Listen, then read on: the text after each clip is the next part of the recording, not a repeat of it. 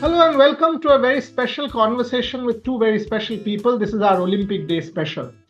Joining me today, very dear friend, one who I always call my hero, Abhinav Bindra, India's Olympic gold medal winner, and now way more than simply just a medal by his work, what he's doing with OVEP and much more with his foundation. And Christian Klaue, Corporate Communications and Public Affairs Director of the IOC, someone who I've come to know over the last few months and have appreciated the work that they put in. I'll start with you, Christian, and then I'll go to Abhinav. How do you look at Paris? I mean, exactly a month left from now, right? I mean, 23rd June to 26th July, a month left. How do you look at Paris from the perspective of the Games and the movement? How significant is Paris 2024? Paris is going to be super significant for the Olympic movement and for the world, because the whole world is actually looking forward to Paris. Everyone you talk to is telling you, I can't wait for the games to happen. I can't wait to see the athletes coming to the opening ceremony on the boats, on the River Seine. It's going to be a unique setting, and you might have seen, and your listeners and readers might have seen it as well. Just a couple of days ago, the Olympic rings came to the Tour de Eiffel, to the Eiffel Tower, and now everyone can see that the games are coming to the city, not just because the city is dressing up and all the temporary venues are being set up right now, but also from far away you see the Olympic rings on the Eiffel Tower, and that's just amazing. The atmosphere in Paris is almost as if the games would happen tomorrow. I mean, for the first time, maybe 200 countries, people from 200 countries and plus will come together in a post-COVID world. How significant is that? Because it's, a world conglomeration of people's cultures, multicultural Paris, all of that. I mean, how are you seeing that? I mean, how important is that as a symbol of humanity coming together? Well, I think, Boria, the significance of the world coming together for Paris 2024 cannot really be overstated. It's probably the first major global gathering since the COVID-19 pandemic, and frankly, the first normal Olympic Games. We had, Tokyo and Beijing were special because of the pandemic, and we're going to have a normal Olympic Games coming up. I think it's going to be a symbol of our collective resilience and, of course, the triumph of the human spirit. I think it'll be a moment of unity. It'll be a moment of celebration, just providing an opportunity for nations and people from all across the world to really reconnect and find common ground through the universal language of sport. And I think the Olympic Games will serve as a very powerful reminder of our shared humanity and the importance of global solidarity. So I think it is going to be a hugely important moment. Let me ask you a follow-up before I go back to Christian. And from the perspective of the Games and from the perspective of the movement, I mean, we don't call any other sporting competition a movement, right? FIFA World Cup, Cricket World Cup. The Olympic movement is so very significant. From the perspective of the movement, how do you look at Paris? I think it's going to be a landmark event, to be very honest. I think the Olympic movement and I think sport in general really sets the ball rolling for society in general. This edition, I think, is going to be a historic event. It's the first gender-neutral games, so equal representation from men and women from all across all sports. I think the Olympic movement is really showing the way to the world. I think it's also going to be probably the most sustainable games so far, with a very strong emphasis on minimizing environmental impact and promoting green practices. But I think what I'm really looking forward to is this visual spectacle. All the iconic venues and backdrops of the beautiful city of Paris. Is going to make it bring in a very vibrant energy. I think a very youthful energy as well, and the integration of many new sports, innovative formats. I think will also really highlight the adaptability and the forward-thinking nature of the Olympic movement. So, I think a lot of exciting things in store. No question. I mean, all of us are hugely excited. But Christian, tell me something. I mean, when we think of mega events and scale and such stuff, we are also concerned these days more in a post-pandemic world about economic viability. And that's something that's hugely important for our world. How do you see Paris? Abhinav mentioned sustainability from the environmental standpoint. How do you see Paris being a sustainable games from the economic standpoint, and how important is that to you? It's very important, and the IOC has gone through big reforms in the past few years. There are the reforms of Olympic Agenda 2020, and then we had a follow-up reform package, which is called Olympic Agenda 2020 plus 5. And what it basically tries to do is, while in the past we more or less ask the cities to adapt to the games, now we do it the other way around. The games adapt to the city. So we are trying to actually see what works for a city. We are constructing projects, Olympic projects, with the cities or with the regions in which they happen. And this is Paris is the first Olympic Games which are fully in line with this reform project, Olympic Agenda 2020, because they were awarded after the reforms were agreed on by the IOC session, and now they are the first ones to also be delivered. So they are planned and delivered according to our reforms. And one example, just to give you on that one, Paris is using 95% existing infrastructure or temporary facilities. So there's only, if you want, one major venue being built, and which is the swimming pool in an area where there is too many people who cannot swim, which will serve then as a venue for the population, as a legacy of these games. And there you can see how that has changed. You also see how it has changed with the urbanization. You have venues next to the Tour de Eiffel. You have the beach volleyball. You have the Trocadero, where you will have a Champions Park, where the champions of the day before will be celebrated by the crowd, and the entrance is for free. You have a Marathon pour tous, which means people can actually participate and run on the original marathon course, where the runners were running in the morning. In the evening of the last Saturday of the games, you can run a marathon on the original course. Or you have other events, like, for instance, the equestrian, which is going to be held in Versailles in a temporary venue, and you can see the backdrop. So really we try to bring the games to where the people are. So we are adapting to the city, and that can be different at the next edition of the games. But for sure, if you look at LA, just a factual reference there, they will use 100% existing venues, and that shows you where the games go, because we want to be sustainable, also from an economic perspective, and we want to leave a lasting legacy. Music to everyone's ears, because clearly this is one of the most important issues confronting our world, and we don't want white elephants. We don't want facilities that later aren't used by people, and we want inclusivity and integration at the very highest point. Abhinav, can you tell me a little bit more about the IOC's Let's Move campaign? And more I ask because your foundation is implementing it this year. So a little bit more on that, please. Well, Boria, as you know, that OVEP is in force in 2 states in India, which is Odisha and Assam. Let's Move is being celebrated in India and across the world with Olympic Day in a couple of days' time.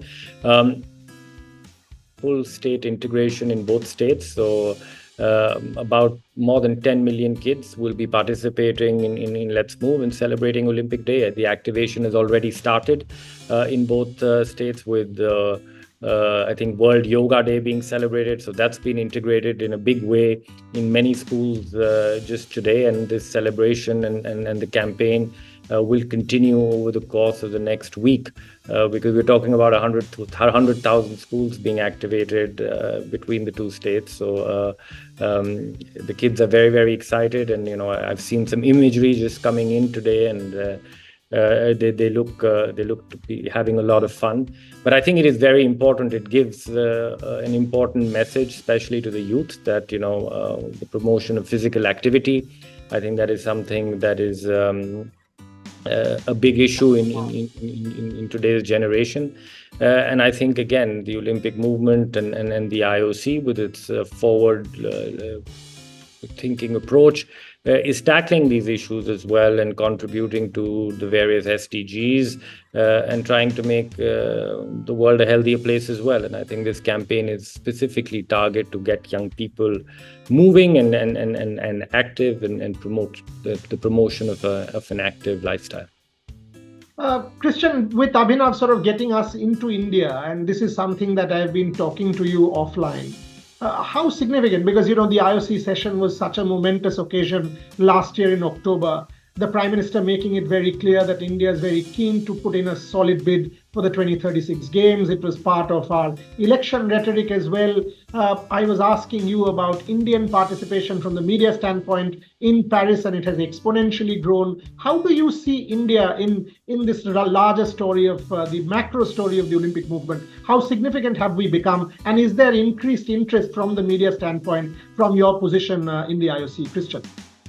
Absolutely. I mean, the increased media interest, in particular, since we held the IOC session in India, I have to say what has developed from that is great. And this conversation here, I think, is if you want to follow up from that. So definitely, the session helped, and India with its population, with the size of its population, is of course for a global movement like the Olympic movement hugely important. And we have an IOC member in India, Anita Ambani. We have Abhinav, who is doing great work in India as well with his foundation, with the OVEP program, and he's a member of our Athletes Commission. So India is represented also in the Olympic movement here, and the ideas which are coming from India are being welcomed here on our side.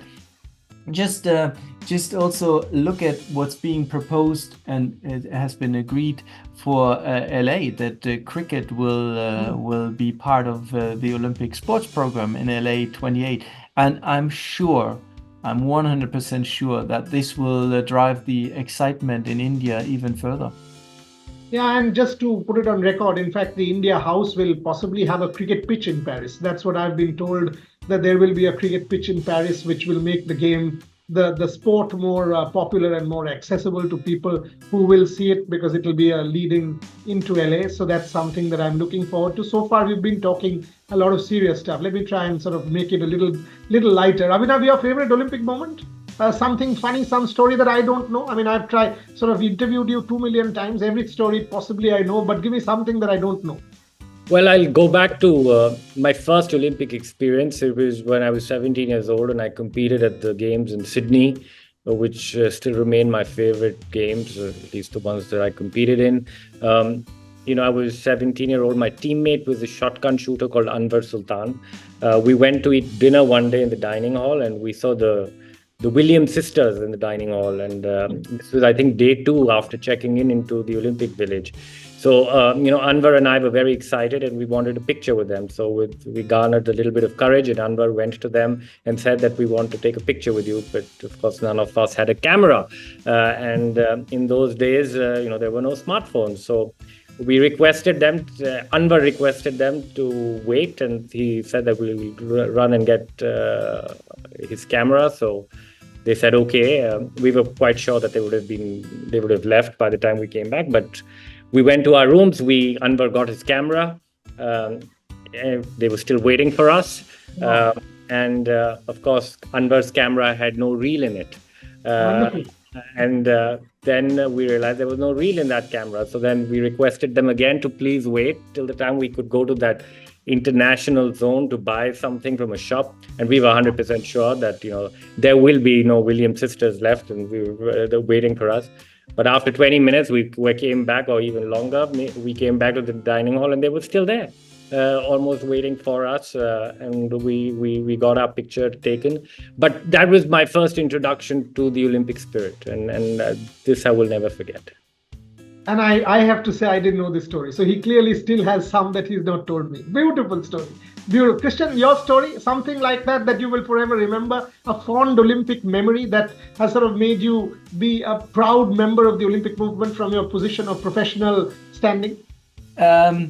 I would say, look, I've gone through a couple of Olympic Games. I've been to all Olympic Games since 2006 and have been involved either as a journalist, as the spokesperson for the national team of Germany or the Olympic team of Germany, or for the IOC.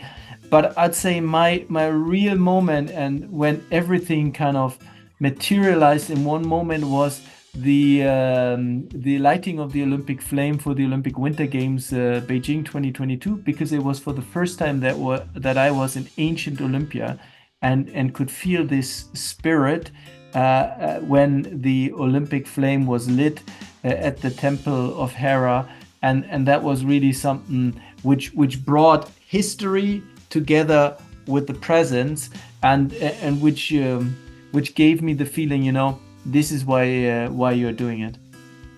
Wow. Last couple of questions before I let you both go. Abhinav, you will be running with the flame. He mentioned the flame. You will be running with the flame. I mean, my own personal experience of seeing Sir Roger Bannister run with the flame in Oxford, will never forget that interaction with Sir Roger. We did a conference at St. Anthony's College where Sir Roger came. We had a great couple of days ahead of London. But you will be running with the flame on the 24th of July. Thoughts on that? Excitement? Tell me a little bit more about it. Well, of course, it is. I'm deeply honored to have been given that opportunity, and I'm of course looking forward to being in Paris and just experiencing the games. It's been a couple of Olympic Games that I'm now retired as an active athlete, so it just gives me an opportunity to enjoy the games a little bit more, perhaps than I did while I was competing as an athlete. So I'm really looking forward to being in Paris. Christian, any particular athlete you're looking forward to watching? I mean, come on, 10,500 of the world's most incredible men and women will be there, but any personal favorite, anybody that sort of you want to personally watch as a fan, if that's something that I can ask? Yeah, you of course you can ask. I'm afraid I don't have an answer for you, because watching sport is the thing which I do the least when I go to the games, because there's so much work in my position and in our role as organizers of the games. So, but I would say one moment I'm looking forward to is actually the opening ceremony, because this is going to be so unique, so special. It's for the first time that an opening ceremony is held on a river, the River Seine. For 6 kilometers, boats will come down the river, will carry the teams of the National Olympic Committees, and there will be around 300,000 spectators along the river, and then they will leave the boats. The delegations will leave the boats at the Trocadero, where the last part of the opening ceremony will be held with the Eiffel Tower in view. I can see that moment being one which you will talk about your entire life. So that's where you go. Where were you on this evening? That's what you will tell your grandchildren. I'm sorry, when you are a grandparent. Fantastic. In fact, can't wait. I mean, on that note, I'm sure all of us, whoever will get the opportunity to physically witness that opening ceremony, the spectacular opening ceremony that Christian just mentioned, and every part of the Olympic spirit that will be resonating all across the Paris Games for the next 20 odd days. Each one of us will soak in every moment. So that's all from this particular interview on Olympic Day. Two very special people, as I said. I know they're extremely busy with Olympic Day celebrations, but means a lot because this is a build-up. This is a build-up to the world's greatest spectacle, not simply a sports competition. And I keep mentioning that because it's the coming together of humanity in a manner that we haven't seen in our world.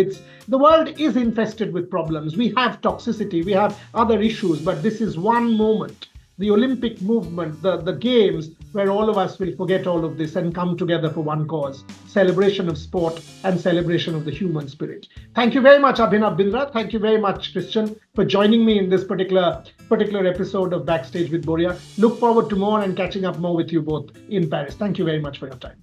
Well said. Thank you, Boria. Thank you.